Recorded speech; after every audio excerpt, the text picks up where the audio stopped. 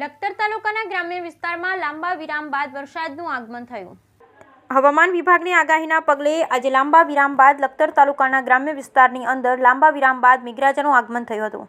પૂરા દિવસના ગરમીના ઉકળાટ બાદ એકાએક વાતાવરણમાં પલટો આવતા ગાજવીજ સાથે વરસાદ શરૂ થયો હતો. આજે લખતર તાલુકાના વિઠ્ઠલગઢ, બાપજીપરા, છારદ, ઓળખ, કડુ સહિતના ગામોની અંદર ગાજવીજ સાથે વરસાદ ખાબક્યો હતો. આખા દિવસના ઉકળાટ બાદ સાંજે ભારે ગાજવીજ સાથે વરસાદ વરસતા વાતાવરણમાં ઠંડક પ્રસરી જવા પામી. બીજી તરફ આ વરસાદને કારણે ખેડૂતોમાં ચિંતાનો માહોલ જોવા મળ્યો હતો. હાલ લખતર તાલુકામાં ખેડૂતોના ખેતરોમાં તલ, કપાસ, અડદ, જુવાર, મગ જેવા પાકો તૈયાર થઈને ઊભા છે. ત્યારે વરસાદ ખાબકતા ખેડૂતોના હાથમાં આવેલ કોળીઓ છીનવાઈ જવા સાથે ખેડૂતોને મોટા પ્રમાણમાં નુકસાન થવાની શક્યતા સેવાઈ રહી છે. ઉલ્લેખનીય છે કે ચાલુ ચોમાસામાં શ્રાવણ મહિનાના અતિ ભારે વરસાદને કારણે સુરેન્દ્રનગર જિલ્લા સહિત લખતર તાલુકામાં ખેડૂતોના ઊભા પાકને ખૂબ મોટા પ્રમાણમાં નુકસાન થયું છે. જે નુકસાન અંગે ખેડૂતો દ્વારા સરકાર પાસે યોગ્ય વળતરની માંગ કરવામાં આવી રહી છે. ત્યારે જે વરસાદ ખાબકતા બચી ગયેલો પાક પણ નુકસાન થતાં ખેડૂતોને પડ્યા પર પાટું જેવો ઘાટ સર્જાયો હતો. Bureau report Jayendrasinh Jhala.